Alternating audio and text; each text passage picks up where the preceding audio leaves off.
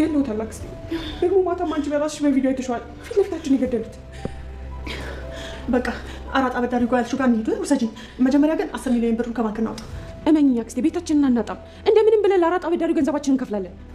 አይገርምህም? ግን ያቺ ዘርፌ የምትባለውን ሴትዮ ምንም እያመንኳት አይደለም። አይገርምህም? እኔ ራሴ ግርም ያለኝ ነገር ራሷን የማታመን ሴትዮ እንዴት ነው በአንድ ጊዜ እንደዚህ አምና የተሸወደችው?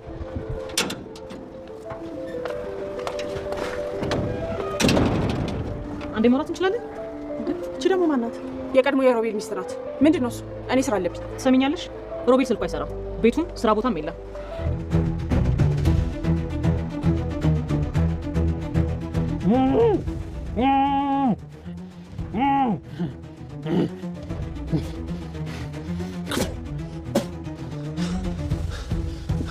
ቆይ ለምን ደሞ አለቁኝ? ትለቀቃለህ። ተረጋጋ ዶክተር፣ መረጋጋት አለብን። ስራችን በጥሩ ሁኔታ እየሄድልን ስለሆነ በቅርቡ ነፃነትን ታውጫለን። ዘርፌን በደንብ አድርጋችሁ እየተበቀላችኋት ነው ማለት ነው አይደለ? አተሳሳት። እኛ እንደናንተ በቀለኞች አይደለም። እሺ፣ የወሰደችብንን አንድ በአንድ እየቆጠርን እየተቀበልናት ነው። እሱ ሲያልቅ ትለቀቃለህ። ከሆቴሉ እየወጡ ነው። ተዘጋጅተህ ጠብቅ። አዎ እየወጡ ነው። አይቻቸዋለሁ። እደግመዋለሁ። ከሆቴሉ እየወጡ ነው። ሰምተኛል አይደል? ተዘጋጅተህ ጠብቅ። ምንም አይነት ስህተት አልፈልግም። ሞተሩን አስነሱት። ሰምቻለሁ። አስነሳው። ሞተሩን አስነሱት። ቶሎ በል፣ እየመጣ ነው።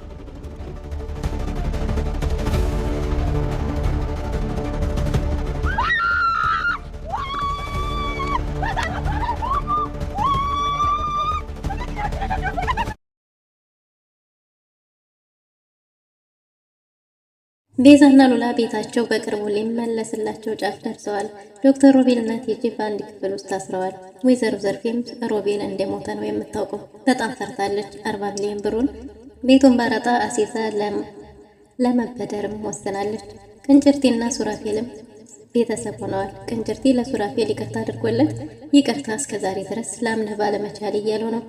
ሱራፌልም እኔም ብሆን ይሄን ነው ላረግ የምችለውና ከዚህ የተሻለ ምንም ላረግ አልችልም። ስለዚህ ቀስ ብለን እንደርሳለን፣ ዋናው እቅዳችን ነው ብለዋል። እቅዳቸውም ሱራፌልና ቅንጭርቲ ዶክተር ሮቤል ቤት፣ ሳሚና ጓደኛውም ወይዘሮ ዘርፌ ቤት። ወይዘሮ ዘርፌ እጅግ በጣም ተጨንቃለች። ምግብም መብላትም አያምረኝም። 10 ሚሊዮን ብር ባንክ ቤት በአካውንት ያለ፣ ከዛ ቀሪውን ደግሞ ከአራጣ አበዳሪው በደርና ከፍላለሁ ብላለች። ወይዘሮ ዘርፌ ሉላን አምናታለች። ሉላም እቅዷ በመሳካቱ ደስተኛ ሆናለች። 90% ሚሽናችን ተሳክቷል እያሉ ደስ የሚል ጊዜ እያሳለፉ ነው። ሉሲም እንግዲህ ለሽብሩ ለአንድ ወር ሚስቴ ላርግሽ እያለ ነው። ከነርግዝናሽም ቢሆን ሰርጋችሁ ቀን ስለተቆረጠ ቤተሰቤ አባቴ ወግ አጥባቂ ነውና ሰፈር መንደሩ መሳለቂያ አድርጎኛል። ስለዚህ ለአንድ ወርም ቢሆን አገባሻለሁ እንጂ በጭራሽ አልተውሽም ብሏታል። ሳሚም በዚህ ነገር እንዴ ቀለደ ሉሲን እያናደዳት ነው፣ ሊጠልፈኝ ነው ብለው ነበር። ነፍሰ ጡር ነሽ ይሄን ጫማ አትልበሽ ብዬሽ ነበር እያለ ሉሲ ጭርጭር ብላለች። አትወደኝም አትፈልገኝም እያለች እንደምን ጊዜውም እንግዲህ እየተንጨራጨረች ነው። ሳሚም እኔን ለማስፈራራት ነው የሚል ሀሳብ ስላለው እንግዲህ ሁሉንም ነገር ቀለል አድርጎ ትቶት ትኩረቱን ወደ ቤዛ ንብረት ላይ አድርጓል። ሰላም ውድና የተወደዳችሁ ውድ ቤተሰቦች እንደምን አላችሁ? በያላችሁበት የዓለም ዳርቻ ሰላማችሁ ብዘት ተተረፍ ይበል እያልን በአዲስ መተናል። በቅንነት ላይክ፣ ሼር፣ ሰብስክራይብ እያደረጋችሁ ቤተሰብ አድርጉ። በባለፈው ክፍል እንዴት ተመለከትነው ቤዛ ተከታታይ ድራማ እንግዲህ ሱራፌልና ሳሚ አዲስ እቅድ ያውጥተው ሳለ ድንገት እንግዲህ ባልተጠበቀ ጊዜ ቅንጭርቴ በሰላም ተሽሎት ውጭ ሀገር ሕክምና ተደርጎለት ተመልሷል። እናም ሱራፌልንና ቅንጭርቴን ለማስታረቅ ሳሚ ጎንበስ ቀና ሲል ቆይቶ ከብዙ ድካም በኋላ ተሳክቶለታል። ቅንጭርቴ እንግዲህ ሱራፌል ዶክተር ሮቤል ቤት ሄደን ፊት ለፊቴ ወንድሜ የምትለውን ሰው ብድርህን እንድትከፍል እፈልጋለሁ። ስለዚህ እቅዳችን እኛ እንደዛ ነው፣ አንተም የእቅዳችን ተካፋይ መሆን ትችላለህ ብሎት ነበር። እናም በዚህ ሀሳብ ተስማምተዋል። ቅንጭርቴም ይሄማ የሚሆን ከሆነ ደስ እያለኝ አደርገዋለሁ ብሏል።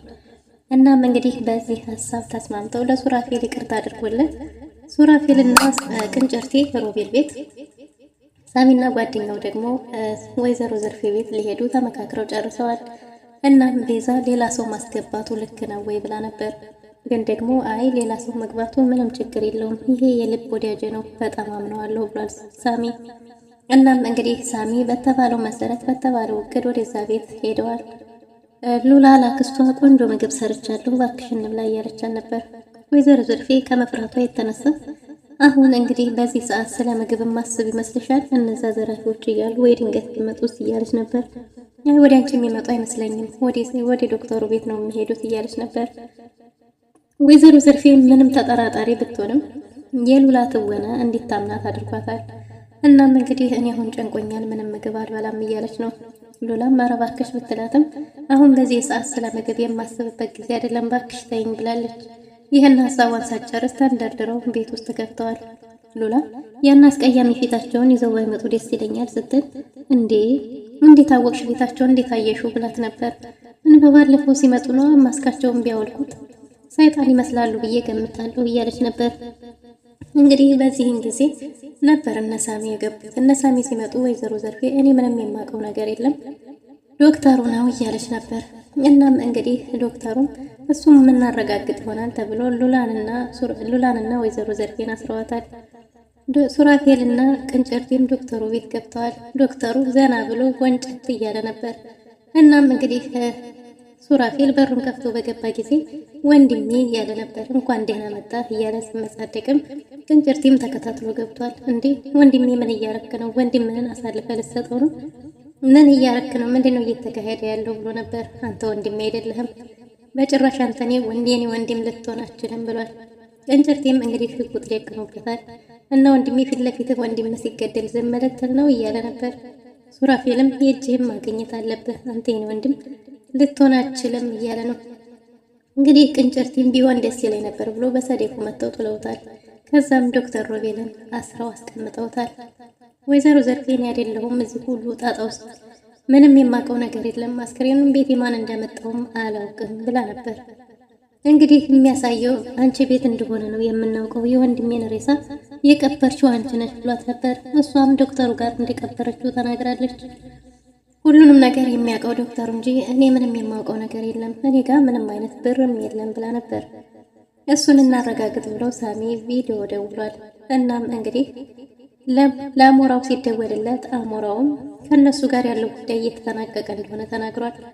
እናም በዚህም ጊዜ ዶክተሩ ሲጠየቅ እኔ ምንም የማውቀው ነገር የለም፣ እንቅበር አለችኝ፣ እገዘኝ አለችኝ እንጂ ከዛ ውጭ ገንዘብም ሆነ ምንም የማውቀው ነገር የለም ብሏል።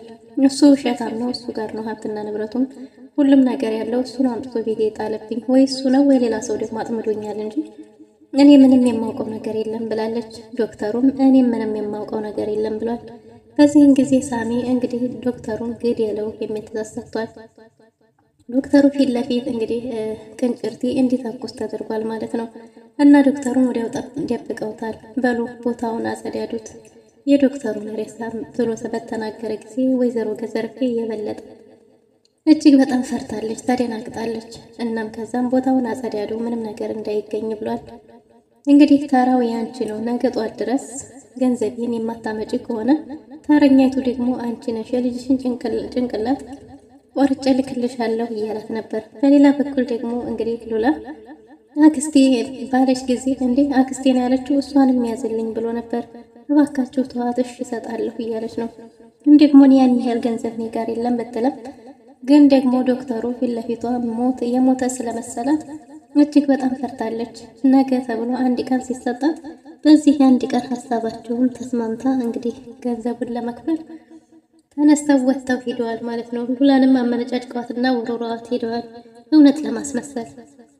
ሉላ ምን እንድናደርግ ነው? ምን ብንሆን ይሻላል?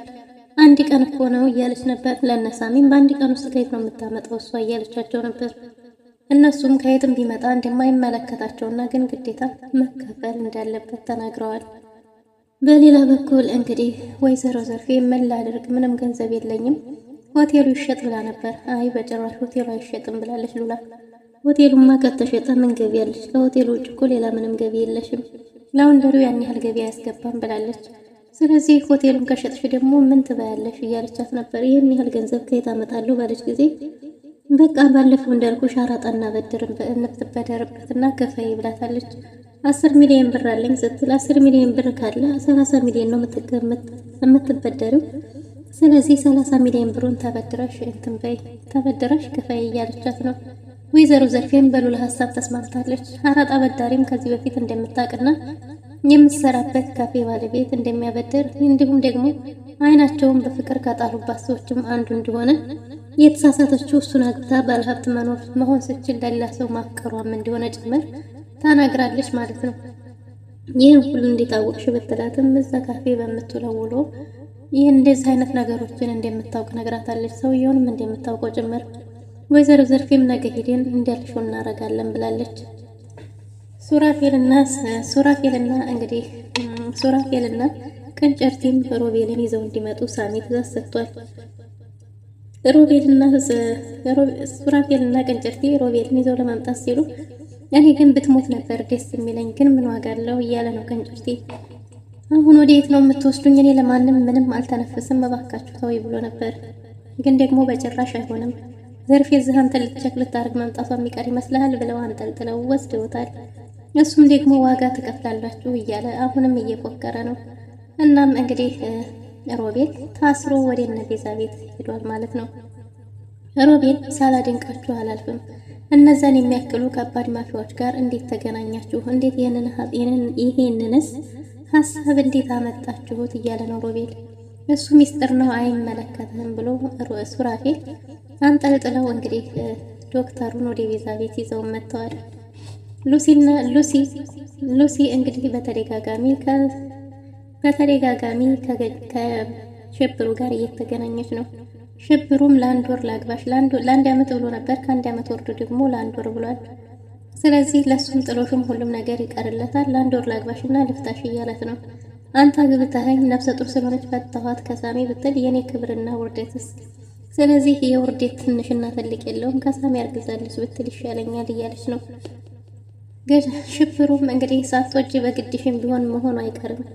በእርግጥ እኔ ሩሄስ ቢወጣ የማወዳት ሳሩንን ነው። ሳሩንን በጣም አፈቅራታለሁ። ግን ደግሞ ለቤተሰቤ ክብር ስል ታውቂያለሽ፣ አባቴ ወግ አጥባቂ ነው፣ አንቺም ማግባት ይኖርብኛል እያለ ነው። ሉሲም ደግሞ ለፍቅር ቢያንስ እኮ ትንሽ ዋጋ ነው፣ ለፍቅር ለምን ዋጋ አትከፍልም እያለች ነው። እሱም ደግሞ እሷን ቢያፈቅራትም ለቤተሰቡ ክብር ሲል እሷን ማግባት ግን ግዴታ እንደሆነ ተናግሯል። ሉሲ በጭራሽ እንደዛ መሆን የለበትም እያለች ነው። ግን ደግሞ ሽብሩ አምርሯል።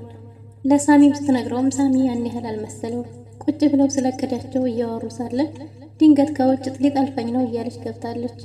ሳሚ ሉሲን በቃል ሁሉንም ነገር በቀልድ ስለሚቀበላት እጅግ በጣም ትናደዳለች። ጭርጭር እያለች ነው። እንጭርት ይዛ መሆኑን ራሱ አላየችውም ነበር። ቤዛና ሉሲ ምግብ እየሰሩ እነሱ ፕሮጀክታቸውን ሊያሳኩ ሄደዋል። ግን ደግሞ በዲል ተመልሰው ቤቱ በሳቅ በደስታ ተሞልቶ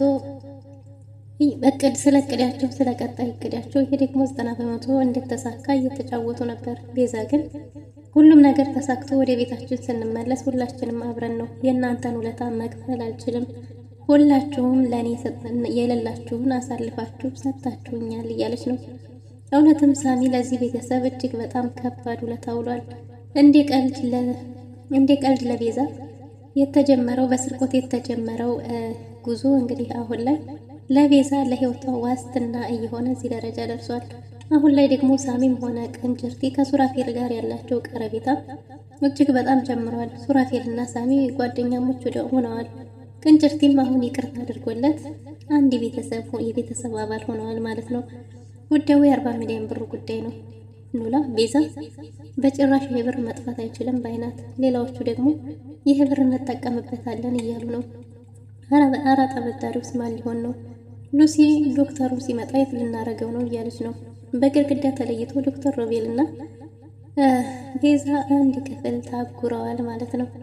ውድና የተወደዳችሁ ለዛሬ ነበረን ቆይታ ይመስል ነበር። በቀጣይ እስከምንገናኝ መልካም